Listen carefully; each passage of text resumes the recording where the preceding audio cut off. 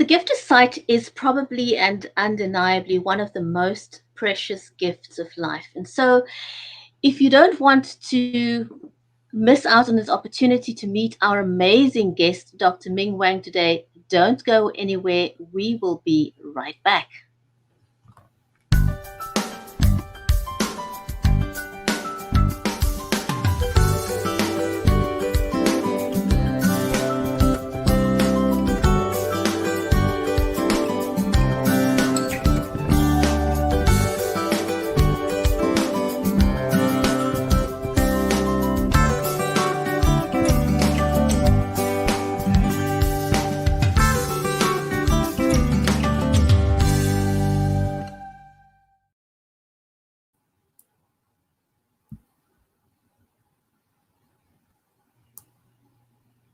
And a warm welcome to the Do Good Stuff live show. I'm your host, Bridgetti Banda from Cape Town in South Africa. Today, we have an amazingly special guest. Dr. Ming Wang is passionate about helping people go from darkness to sight, both physically and spiritually.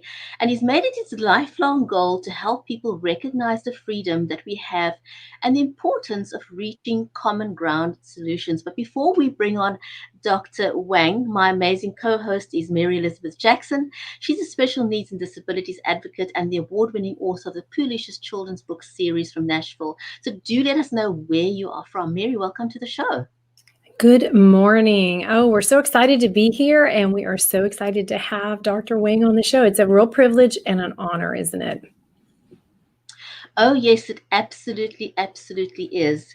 And so let's just go ahead and introduce Dr. Ming Wang to all of you because we don't want to waste any more time. There is so much precious information that we've got to share about Dr. Wang.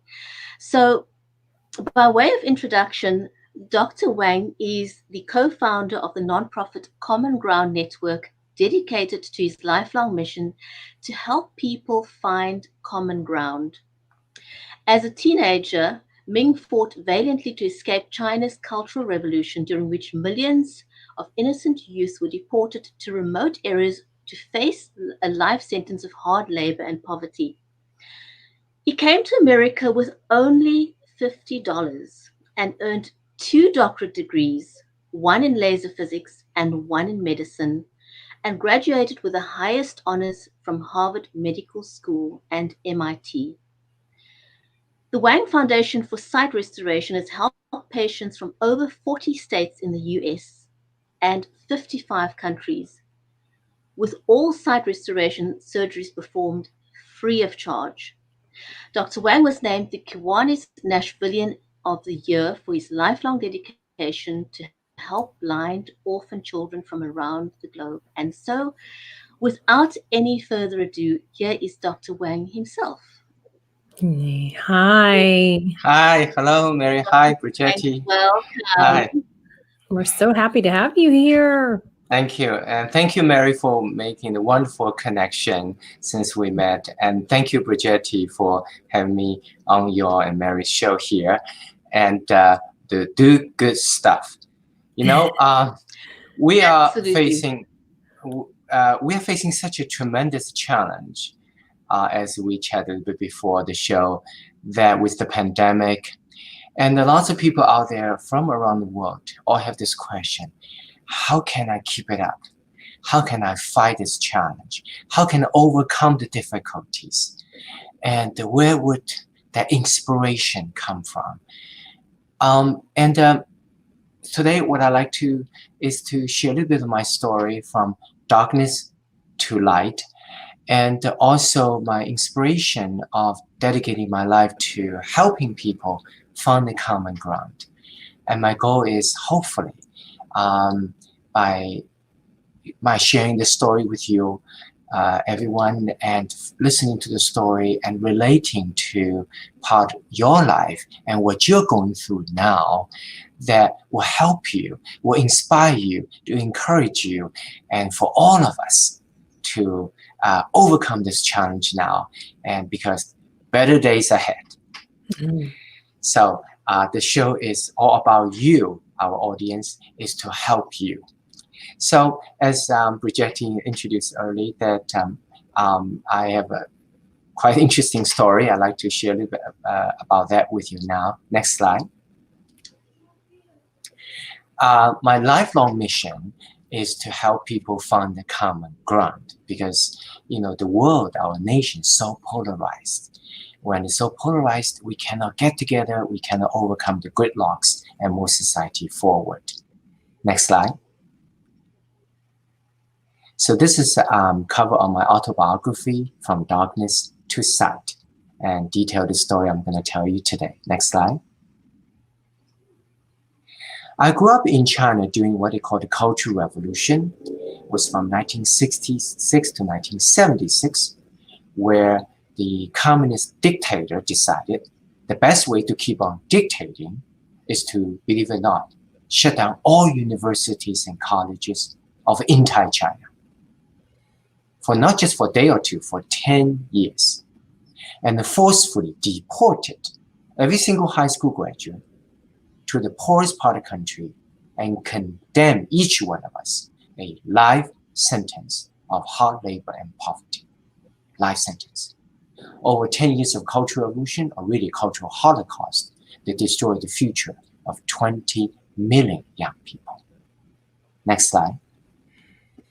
1974, I was 14 years old. I finished my 9th grade. I was a straight A student. As mom and dad always said, study hard, study hard. I grew up in a very poor family near Shanghai, China. To give you a sense how poor we were, the combined salaries of my parents, the combined salaries for both of them were only $15 every month. So mom and dad always said, study hard, study hard. Education was the only way to get out of poverty. So I studied really hard, and I never had to B. It was a straight A, but that made no difference. When I finished my 9th grade, looking forward to attending 10th grade and beyond, when the deportation order came down to me as well from the government. I got kicked out of the school, and I was never allowed to go back. And I was going to be sent away to labor camp, just like 20 million others, for life. For life. Then I found out that there was a way to escape the labor camp if I could play a music instrument, in this case Chinese violin, or if I could dance. I might be able to get into what they called communist song and dance propaganda troupe. If I could do that, I might be able to avoid being sent away to labor camp, being allowed to stay in the cities, because communist government still need musicians and dancers in the cities. Then something happened. The communist government discovered that I was playing a music instrument, in this case a Chinese violin, erhu, and learning to dance with an ulterior motive. Really not for music per se, but to avoid labor camp. So they stopped my music practice and dancing practice. To give you a perspective, here in America today, sometimes friends come and talk to me and say, oh, Ming, so nice, you have a hobby, you can play an instrument, you can dance. It's nice to have these hobbies. You know what I say? I didn't learn these as hobbies. I learned it to survive. So I tried everything, but all failed because government recognized I was not doing it for the music or dance. I was just trying to avoid labor camp. So my fate was labor camp. When I was about to be actually sent away, I got lucky. Next slide. 1976, the communist dictator died. The dictator died. So all of a sudden, China woke up, realizing what a tragic mistake it has made by having shut down universities and colleges of entire China for 10 years and having sent away to labor camp 20 million high school graduates. So they stopped the Cultural Revolution, reopened all the colleges. Mom and dad came home one day to say, "Me, come over here. You might be to go back to school." I thought I'd never be able to hear that in my lifetime. I said, "When, Mom?" And she said, "Maybe tomorrow." I said, "Should I go back to 9th grade?" Because 3 years ago, I was 14. I got kicked out of school after 9th grade. In the last 3 years, I've been out of school. I've been playing music, learning dancing, or to avoid labor camp. Now there's a chance to go back to school. Should I go back to 9th? Guess what my dad said? He said, "No, higher." I said, 10th? He said, "No, higher." I said, 11th? He said, "No, higher." I said, "Wait a minute, Dad, you want me to go back to school tomorrow, but you want me to jump 3 years ahead overnight from 9th to 12th, having never studied 10th, 11th, 12th? He said, "Yes." I said, "Why?" He said, "Only 12th graders are allowed to participate in the college entrance exam. The first college entrance exam in China in 10 years. I said, you're crazy. And my mom said, we're not crazy. She said, how long did the communist government shut down colleges? I said, 10 years, from 1966 to 1976. She said, okay, we're in 1976, all right. They did reopen all the colleges, all right. But is there a guarantee? They will not shut down college again next year for another 10 years. So I said, Mom, you're right. It's a dictatorship. There's no freedom. There's no freedom. Mom said, you got it. Either you try to go to college right now this year in 1976 by jumping 3 years ahead overnight, or you may never be able to go to college. So I knew I had to do it, but I got so stressed out. How could I do that? I said, how could I do that? Mom, Dad said, we're going to help you. So during daytime, they were working very hard. At night, they borrowed some old exams. But we were so poor that, remember, the combined salaries of my parents every month, the combined salaries for both of them were only $15 a month. So we didn't have money to Xerox or anything like that. So what Mom and Dad did, they found little pieces of papers throughout the house, hand copied using pencils, those questions onto this little piece of papers, and drilled me every night with these little pieces of papers containing those questions. They made me study 19, 20, 21 hours a day. I almost killed myself studying. My book, From Darkness to Light, talk about when I eventually made to the examination building, I almost collapsed from exhaustion. I did better get into college, all right, but I did not want to have anything to do with the dictators anymore. I've suffered enough. Next slide. So 1982 was $50 borrowed from a visiting American professor with a student visa. I was dropped at National Airport with the other two guys together, National Airport, Washington, D.C., with that $50 with a Chinese English dictionary, knowing no one in this country, could hardly speak English, but with a big American dream. Next slide. I had the good fortune of attending some of the wonderful schools in this country since then. Next slide. And these are the textbooks that I published over the years in cataract and LASIK surgery fields. Next slide. You know, 1985, I had the privilege of visiting President Ronald Reagan then in the White House. And it was President Reagan inspired me with this idea of common ground. He said, we are different nations, people from around the world. At the end of the day, it's the shared humanity of this, on the spaceship Earth. So from then on, I've been inspired to help people find the common ground. That's what's great about America. It's about freedom and the mutual respect. Next slide. I actually had a good time chatting with President Ronald Reagan then. Next slide. You know, the Chinese violin I learned during Cultural Revolution to escape labor camp, erhu, has become a hobby. Even dancing that I learned during Cultural Revolution to escape labor camp has become a hobby as well.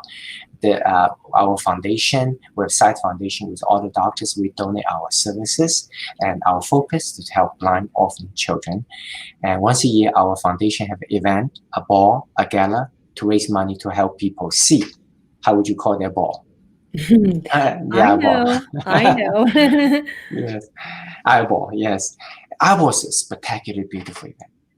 So Bridget and Mary, that if you come to eyeball, you see all the beautiful dancing. It's like throwback into 17th century Vienna. But the point is that when you see all the beauty, the elegance, the discipline, that reminds you how precious our sight is. Because without sight, we as human beings will not be able to see all that beauty in life. And therefore, how much we need to help those who have lost sight. Next slide. My book, Autobiography from Darkness Side, is, as we speak, is being made into a major motion picture now. Next slide.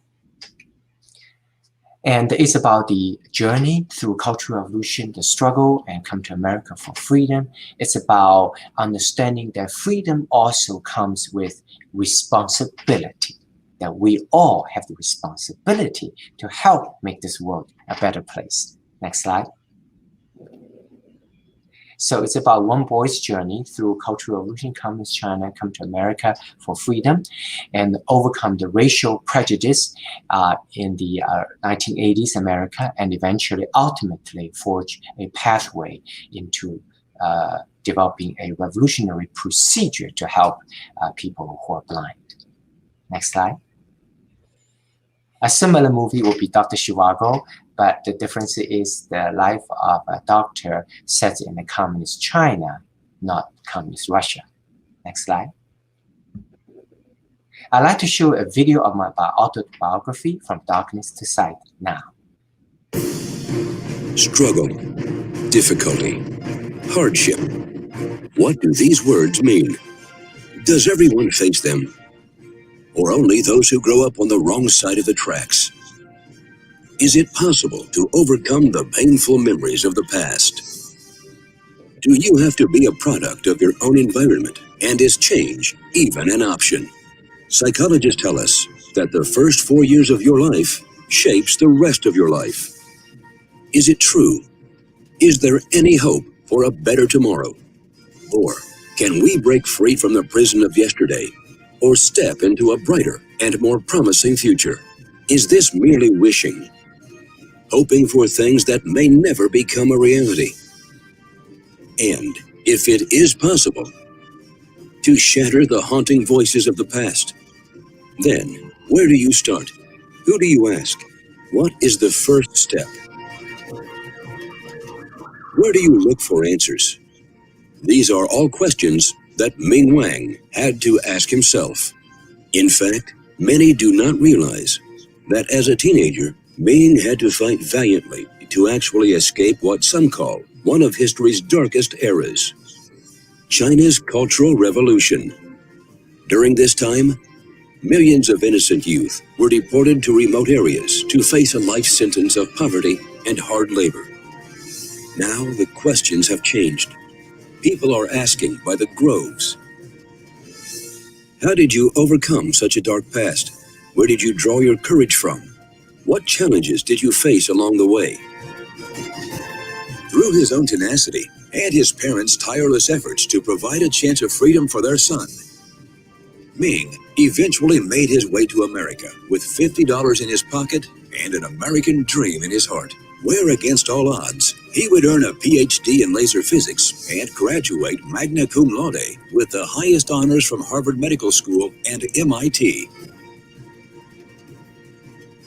From Darkness to Sight is a story of one man's inspirational journey of turning fear, poverty, persecution, and prejudice into healing and love for others.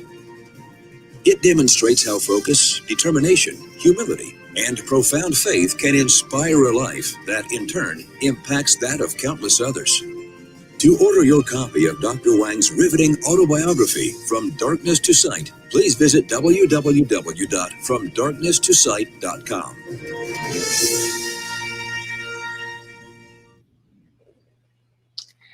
So, to me, what does America represent? It's about freedom. It's about mutual respect, finding common ground. It's about faith and individual responsibility. We all have the responsibility to keep America strong. Next slide. But you know, the world, the country is so polarized today.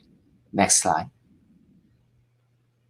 So I'm inspired to help all of ourselves to find the common ground. Sometimes friends come and say, Ming, why are you so inspired, so motivated to help people find the common ground?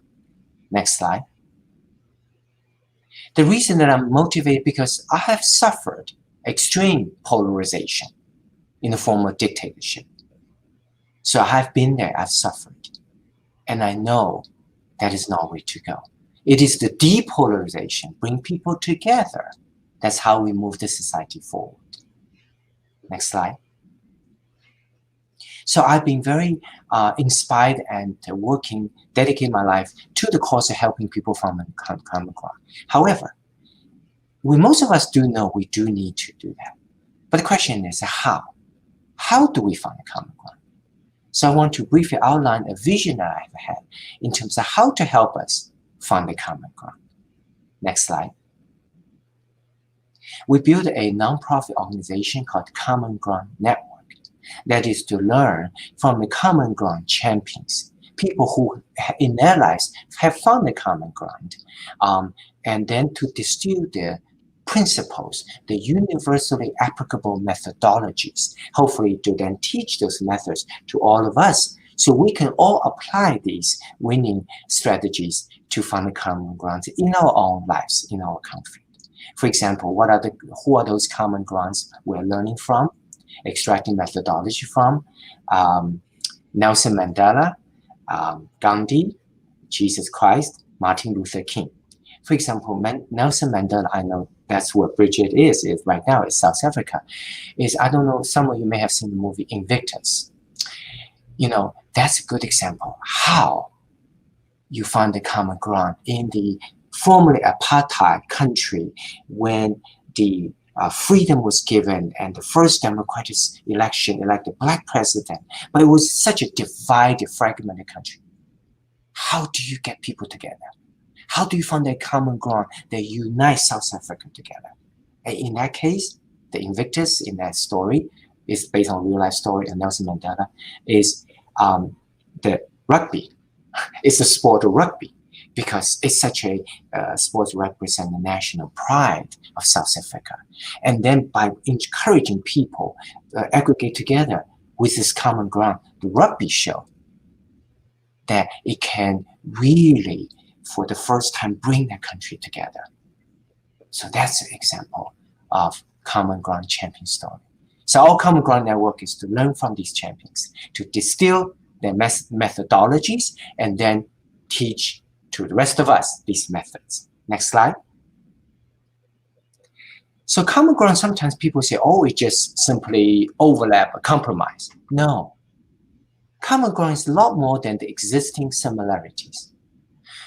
To find the common ground, you have to get together. They exchange, their communication, and with people often with the opposite opinion of you, that means they likely have a different life experience as you.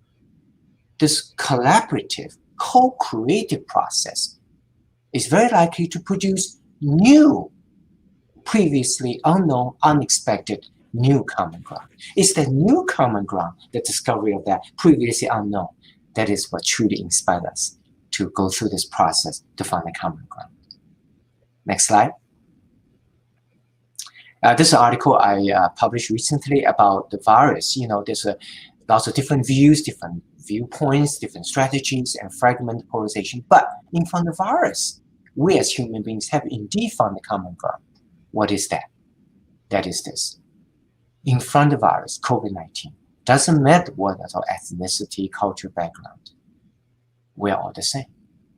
We're all vulnerable. We really, as human beings, we have such a shared humanity on the spaceship Earth. We have no other choice but to find a way to work together. Next slide. I want to just very briefly show you a few slides about what I'm doing with the eye. And this is a picture of the eyeball. Next slide. And we actually know that the cell phone actually damages your eyes. So it's very important to get your eye checked to make sure cell phone is not prematurely aging your eyes. Next slide. And also we have the technology to treat the floaters now. Next slide. And these are the procedures we do today, basically from age 18 all the way to 107. That's the oldest patient I've done laser vision correction. And LASIK, SMILE, implantable contact lens. In the COVID-19 time, you don't want to take out the contact lenses. So we put the contact lens literally inside your eyes. So you never need to remove it. Implantable contact lens. We have the Forever Young lens surgery to help those who are over age 40. That doesn't apply to you, Bridget and Mary. Okay, that applies to me. That over age 40, our arms getting shorter. You may not know. So for the longest time, we call that short arm syndrome. But now we have a very good procedure called Forever Young surgery to get rid of the distance and near vision and get rid of your reading glasses as well. For older folks, we have cataract surgery. And for the young patient, we have a SMILE, stands for small incision LASIK, small incision LASIK. And what we're going to do, Alana, is we're going to skip the next slide and both videos and go to the next slide. Everybody. So One issue about common ground is that science and faith have common ground, because science keep on developing sometimes clashes with more ethical faith principles. Next slide. For example, we have many human diseases, which are aging diseases, macular degeneration, diabetes, glaucoma. But in order to do research on aging condition, you have to use young tissue. So do you use young tissue? If you say we use young tissue, such as fetal tissue, how do you justify hurting a baby to benefit adult? On the other hand, if we don't use young tissue, how can we do research to treat aging human diseases? So do science and faith have common ground or not? Next slide. I struggled with this question for over 20 years. On one hand, I would love to help my elderly patients improving their eyesight by doing research on fetal tissue, young tissue. On the other hand, I did not want to hurt the baby. So the question is, should we or should we not use fetal tissue? Here's a video of my 20-year journey now. Hello, I'm Dr. Ming Wang, and I'm here to tell a story. And through the story, I want to ask one of life's greatest questions. Are faith and science friends or foes? In today's world, faith and science are often at odds with each other. For example, regarding stem cell and fetal wound healing research, faith dictates that we should leave the embryo and fetus alone and should not conduct such research. In contrast, science says we should. If we follow our faith and do not conduct such research, then how can we face the patients who are suffering from illnesses for which stem cell and fetal wound healing research may present the only hope for treatment? If we do conduct research on stem cell and fetus, how can we then have the peace with the thought of destroying the life of an embryo or a fetus? Are faith and science truly incompatible or at odds with each other? Which side would you choose? 16 years ago, we found ourselves faced with an agonizing situation of having to answer this question.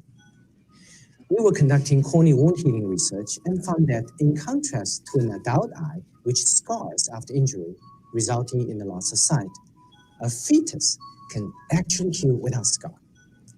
As an eye doctor, I really want to help my patients restore their sight. But I was also struggling with my moral conscience and faith. How can I take life away from an unborn child? We agonized over this dilemma, to the point that we were at our wits' end, and I nearly gave up on the whole fetal wound healing research project. There just seems to be no solution at all. I asked God. James 1:4 says, "Let perseverance finish its work so that you may be mature and complete." I needed to know that it was going to be a long and arduous journey, that the right solution is often the most difficult one. We began looking at this problem from different angles and perspectives and stumbled upon the amniotic sac, a casing which holds the baby before the baby is born and is disposed of after the child is born. Is it possible the amniotic membrane may in fact contain the ingredient of scarless fetal wound healing process?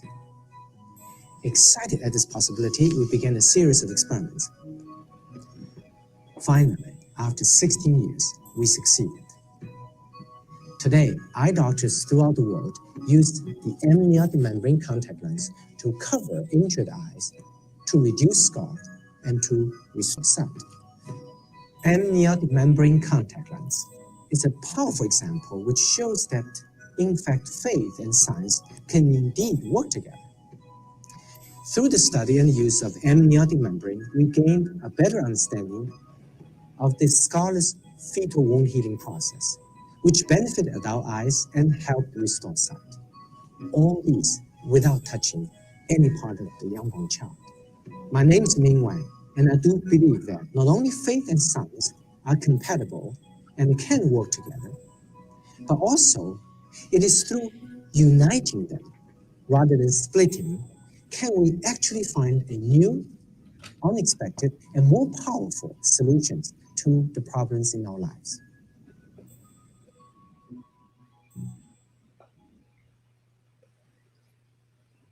So that's what we do now. We wait until after the baby is born and take the placenta donated by the mother, and it's discarded anyway, the placenta, and bring the placenta back in the laboratory, bioengineer the placenta into placenta contact lens, and put these youthful healing placenta contact lenses onto older patients' eyes. So their eyes can heal like a baby. One placenta donated by one mother after giving birth to a child can be made into 100 little amniotic contact lenses. Therefore, have the potential to restore eyesight in 100 older adults. Next slide. And our foundation is to help blind orphan children from around the world. With all the doctors, we donate our services. I will show you one more video now. In its opening weekend, the movie God's Not Dead brought in an astounding $9.2 million, making it the 10th all-time highest box office Christian movie hit. And now, in its second straight week, it continues to smash expectations and has brought in an additional $9 million. And you may not know it, but this small budget film that's getting big national attention has a local connection. Take a look.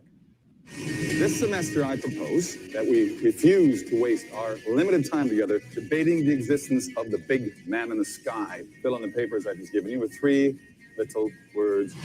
God is dead. I can't do what you want. I'm a Christian. It's the story of a college student who defends God in front of his atheist professor and classmates. One of his peers he influences is a character inspired by the life of a local doctor. The character Martin in the movie basically paralleled the life of my own. Pastor Rice actually texted me with a photo of Martin, and he said, "Okay, Ming, here's the guy who's going to play you." And I replied, I said, "Oh, at least he's better looking." What happens in Martin's heart is something Dr. Wang remembers well. So I grew up in China as atheist and during what they call Cultural Revolution. From 1966 to 1976, communist government decided the best way to govern is to destroy the future of all of these young people. His fate was a lifetime of hard labor and poverty, but a chance meeting with an American professor changed everything. In 1982, with $50 borrowed from him, with enough money borrowed from relatives, that enough for one-way airfare, that I was dropped out National Airport, Washington, D.C. With that $50, with a Chinese English dictionary, but with a big American dream in my heart. Ming worked hard and eventually was accepted into Harvard. There, a Christian professor took an opportunity to influence him. He took me out for lunch, and he said, "Ming, what's across the street?" I said, "That's a car." He said, "What's the difference between car and human brain?" I said, "Human brain is a lot more complicated." He said, "Okay, can you imagine a power of random piece of metal assemble itself into a car?" I said, "No way." He said, "How about human brain?" So right and then, he opened a window in my life. I think Jesus is my friend. You think Jesus is God? I saw the truth and began opening myself to faith. And the same thing happened to Martin that opened himself. And there's some overlap of Joshua's character with me in the book as well. In a sense, the evidence that I talk about in the book, supporting the existence of God, these evidence, the words were, put into the mouth of Joshua, and he was the one who actually voiced and present these evidence. Dr. Wang says he finally figured out that science and faith work hand in hand. Science is about what things are, and faith is about why things are. Now, Dr. Wang's faith in Jesus Christ inspires everything he does. Just last year, he performed a miraculous surgery on a 15-year-old orphan from Moldova, Maria.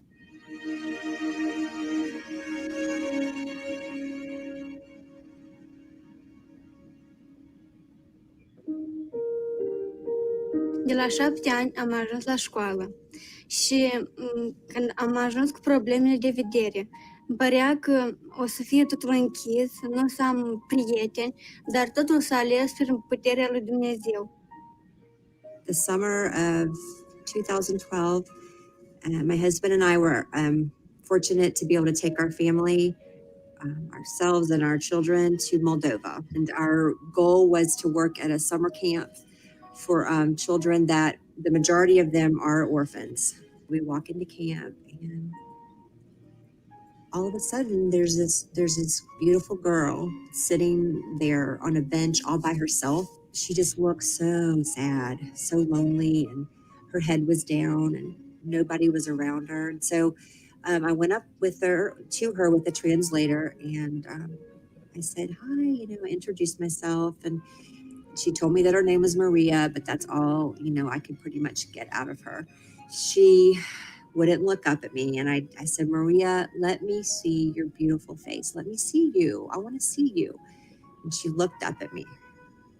And it was then that I realized that she had something just terribly wrong with her eyesight. I could tell. A year after eyeball 2012, that when we first heard about Maria, Maria came to the United States and walked into our Wang Vision 3D cataract and LASIK center. We sat down and I plotted out the whole side restoration surgical plan and involved 10 different steps. Each of the steps can have two possible outcomes, success or failure. And we can only get to the next step if the previous step is perfect or successful. I know that that's a very small possibility for humans, but God is powerful.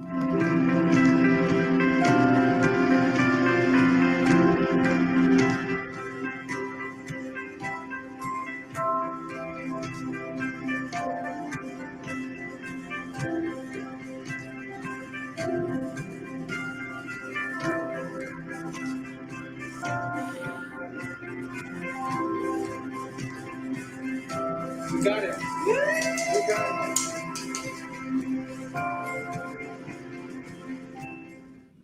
And guess what? It happened. God created a miracle. The surgery went beautifully. I see Maria. Oh, careful.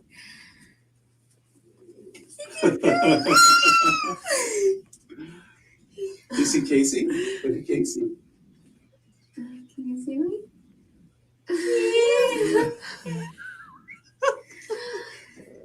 There's Maria. Look at her.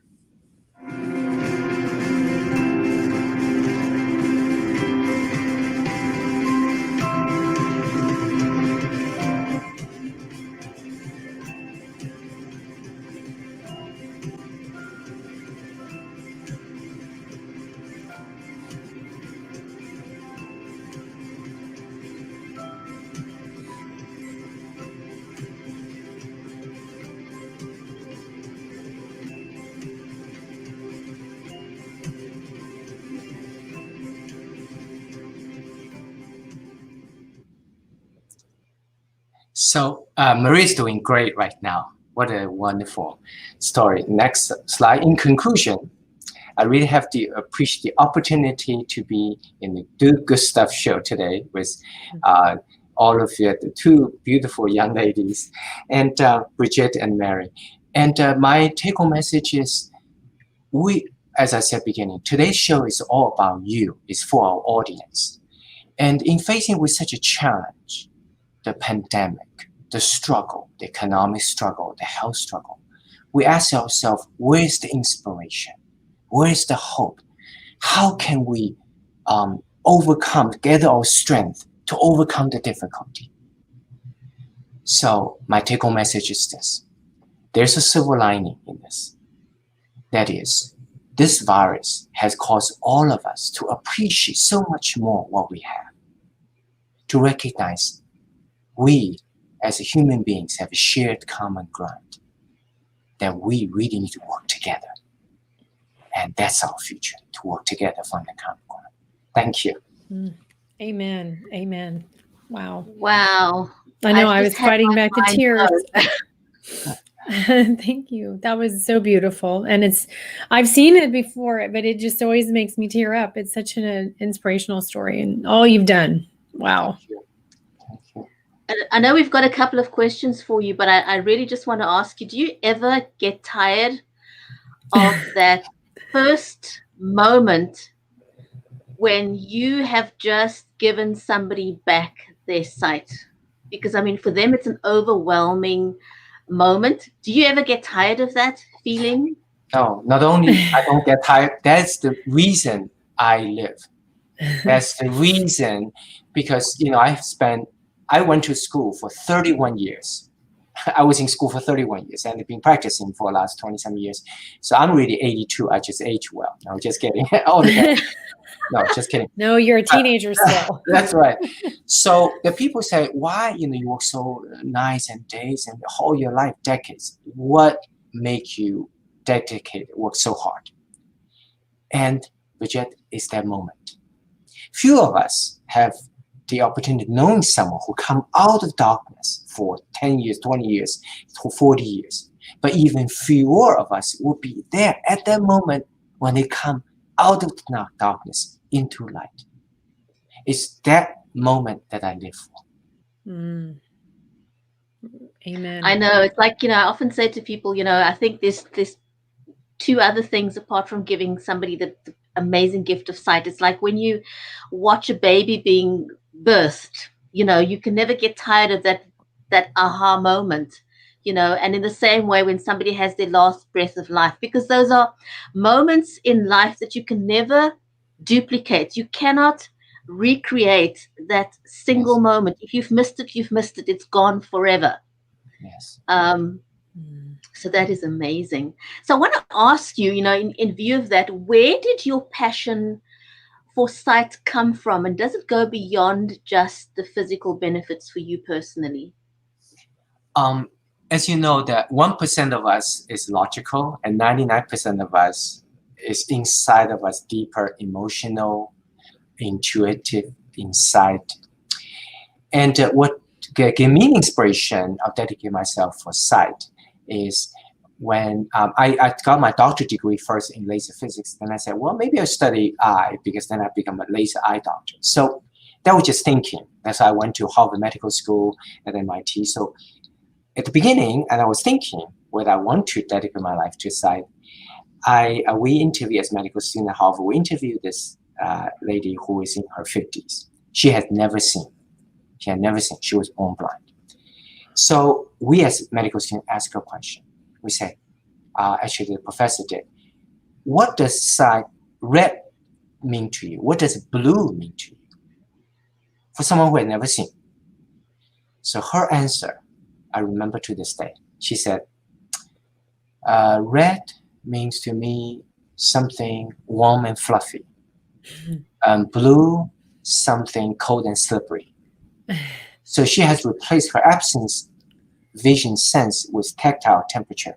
At that moment, I realized that sight is such an indispensable part of human experience. To be involved, to restore, that's such an indispensable part of human experience. It's the highest calling asset for us as a human being. So I want to dedicate my life to sight.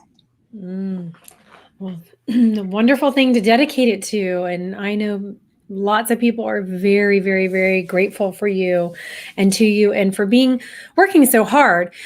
So we want to know, what is it about your experience that makes you feel so passionate about helping others?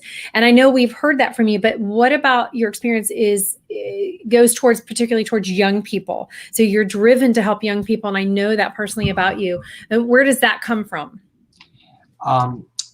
I got that question asked to me by patients and friends all the time, because we have the foundation focused on blind orphan children. Why? Why are you so dedicated? My answer is pretty simple.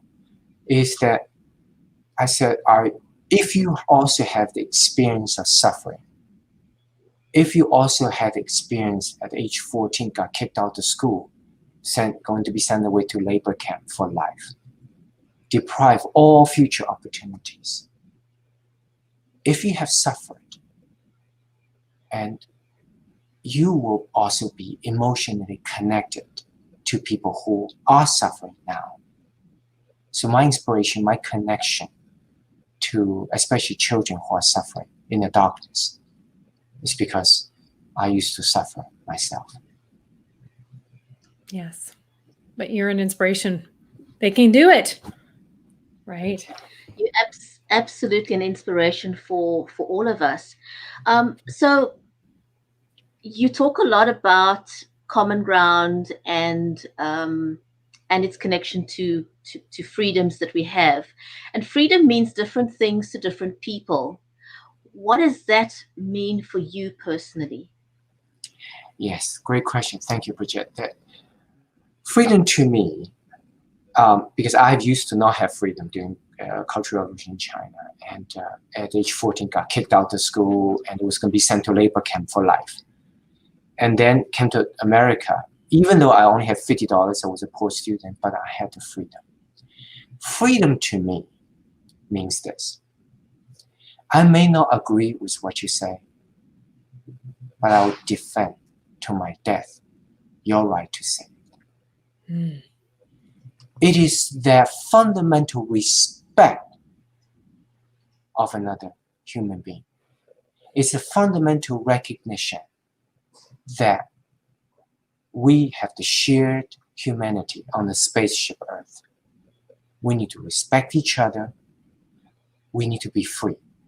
But freedom also means to me at the same time means also responsibility. Because in order to protect a free society, each of us have the responsibility to contribute. And that's why I have dedicated myself to the cause of help people find common ground, because I've suffered through extreme polarization, dictatorship, and knew how precious freedom is and how precious the common ground is.